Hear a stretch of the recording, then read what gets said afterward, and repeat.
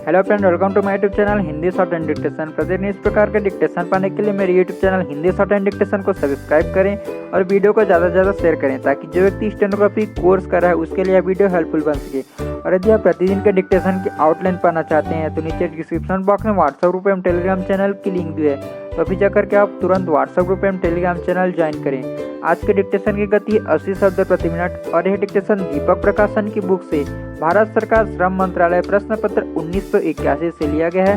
तो चलिए dictation start करते हैं। डिक्टेशन स्टार्ट होगी 5 सेकंड बाद।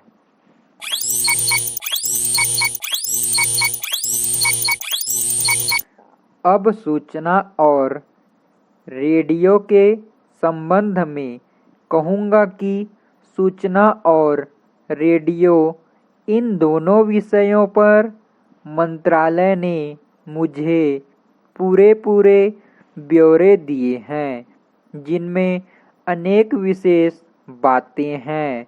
मैं उन्हें इस सभा के सामने पढ़ूंगा नहीं, क्योंकि इसमें बहुत समय लग जाएगा और जो बहुत से आंकड़े दिए गए हैं उन्हीं में यह सभा फंस जाएगी।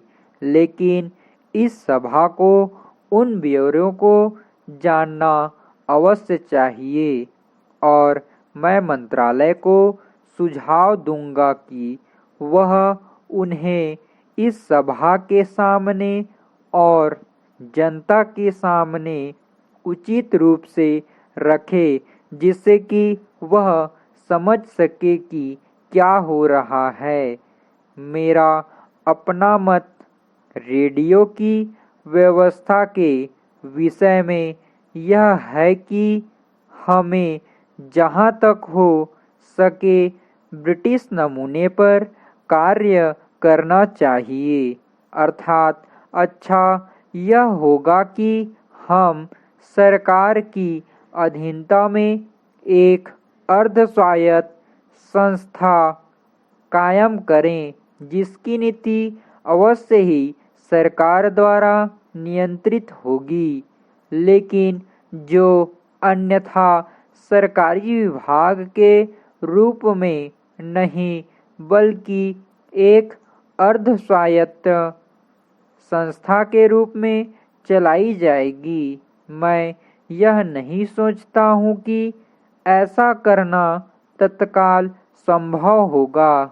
मैंने इस सभा से केवल इसकी चर्चा की है। मेरा ख्याल है कि हमारा उद्देश्य यही होना चाहिए, चाहे हमारे सम्मुख बहुत सी कठिनाइयाँ क्यों न हो।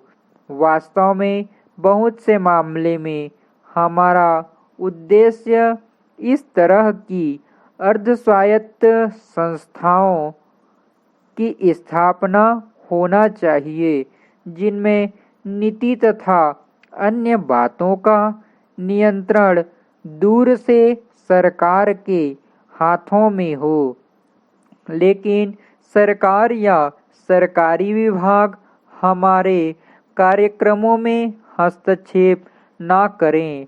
लेकिन यह तात्कालिक प्रश्न नहीं है। यह स्पष्ट है कि हमारी विभिन्न सेवाओं में समाचार वितरण, भाषा के प्रश्न आदि में कौन सी नीति बरती जाए, इस पर यहाँ होने वाले वाद विवाद ने सभा के विचारों का संकेत दे दिया है। लेकिन इनका फल तभी निकलेगा जब समितियाँ आदि द्वारा इस तरह के वाद विवाद शास्त्रीय स्तर पर नहीं फिर भी पूरे ज्ञान के साथ बराबर ध्यानपूर्वक होते रहें। कटौती के प्रस्तावों के संबंध में किए गए भाषणों द्वारा इस विषय पर ठीक विचार हो सकना वास्तव में असंभव है।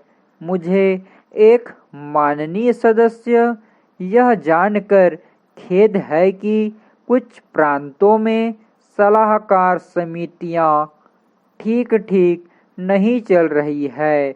मैंने समझा था कि रेडियो के संबंध में यह आवश्यक है कि ऐसी समितियां जल्द जल्द काम करती रहे, उनसे सलाह ली जाए और उन्हें बताया जाए कि क्या हो रहा है। स्टॉप।